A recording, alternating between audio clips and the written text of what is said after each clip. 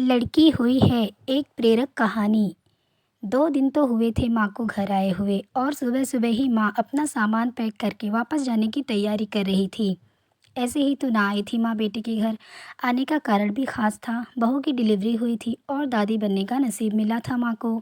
माँ दौड़ी दौड़ी खुशी खुशी अपने कॉलेज से छुट्टियाँ लेकर आई थी अपने पोते का मुंह देखने के लिए। एक बड़े कॉलेज में लेक्चर होने के बावजूद माँ की सोच अभी भी ऑर्थोडॉक्स टाइप की थी, जो पहले से यह सोचकर बैठी थी कि पोता होगा तो अच्छा होगा। माँ के अरमानों पर तब पानी फिर गया जब बहू ने बेटे को नहीं बेटी को जन्म दिया। हालांकि माँ यह सब अपने चेहरे पर दिखाना नहीं चाहती थी, लेकिन उनका बर्ताव सारी बातें बयां कर रहा था। माँ को वापस जाने की तैयारी करता देख बेटा माँ के पास आया और माँ से बोला, माँ 2 दिन तो हुए हैं तुम्हें आने को और तुम जाने की तैयारी कर रही हो। अरे बेटा, तुम तो जानते ही हो कॉलेज फिर से शुरू हो गए हैं। तुम्हारे पापा और मेरे लेक्चर फिर से शुरू करने पड़ेंगे। ज़्यादा छुट्टियां भी तो नहीं ली थी मैंने। जाना तो पड़ेगा, लेकिन तो चिंता मत कर।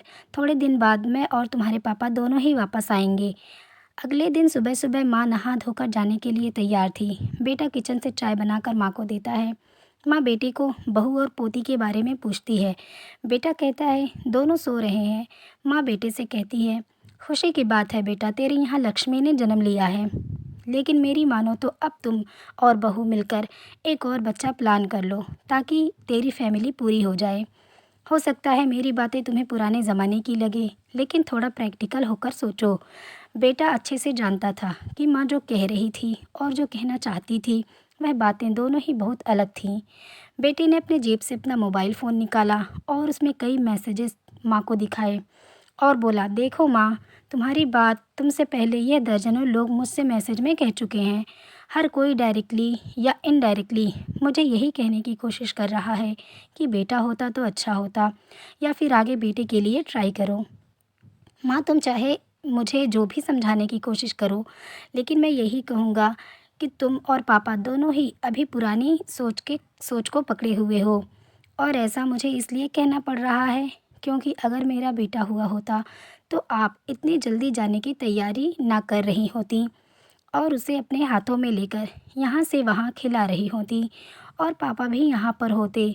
21वीं सदी में जी रहे हैं हम, फिर भी ऐसी मान्यताएं, और आप दोनों से मुझे ये उम्मीद ना थी।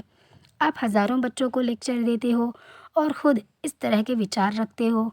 अगर आप ऐसा मानते हो कि बेटा और बेटी दोनों होंगे तभी फैमिली कंप्लीट होगी, तो मेरे एक सवाल का जवाब दीजिए कि मैं अकेला क्यों हूँ?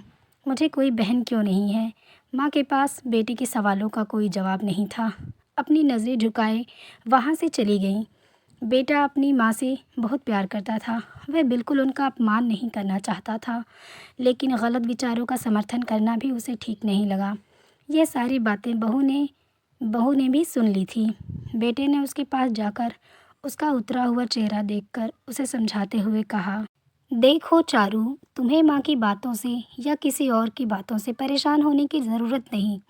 मुझे कोई फ़र्क नहीं पड़ता कि मुझे बेटा हुआ है या बेटी। मेरे लिए यही बड़ी बात है कि मेरी बेटी स्वस्थ है और खुश। चारू बोली, मैं माँ की बातों से या किसी और की बातों से बिल्कुल परेशान नहीं हूँ, लेकिन हाँ, मैं परेशान ज़रूर हूँ। मैं एक समाज सेविका हूँ और मैं हर दिन कई लड़कियों से मिलती हूँ। अचरज की बात है कि मुझे आज तक एक भी लड़की ऐसी नहीं मिली जो कहती हो कि लड़की होने की वजह से उसे अलग तरीके से ट्रीट ना किया गया हो या कुछ सहना ना पड़ा हो। मैं खुद एक औरत हूँ और इस बात का अनुभव मैंने भी किया है। और अब जब हमारे घर में भी एक लड़की ने जन्म लिया है तो मैं परेशान हूँ। पति अपनी पत्नी को समझाते हुए कहता है। कल्पना चावला, रानी Lakshmibai, PV Sandhu, Pratibha Patil, mother Teresa, Kiran Bedi, list इतनी लंबी है कि कभी ख़त्म ही ना हो। क्या इन सब ने यह सब फेस नहीं किया होगा? ज़रूर किया होगा, लेकिन उन्होंने दुनिया को जो साबित करके दिखाया है और जिस मुकाम पर वे पहुंची हैं, वही हर लड़की को हौसला देने के लिए काफ़ी है। और इन सब में जो सबसे पहला नाम आएगा जो हमारी बेटी को हौसला देगा, वह होगा चारू शर्मा, यानी कि तुम्हारा। हमारी बेटी की हिम्मत और ताकत बनोगी तुम। दोस्तों, सिर्फ महिला दिवस मनाने से या देवियों की पूजा करने से लड़का लड़कियों में समानता नहीं आएगी। यह समानता तब आएगी जब हम अपने विचारों को जड़ से बदल पाएंगे। अगर आपको ये कहानी अच्छी लगी तो प्लीज़ लाइक एंड सब्सक्राइब करना ना भूलें।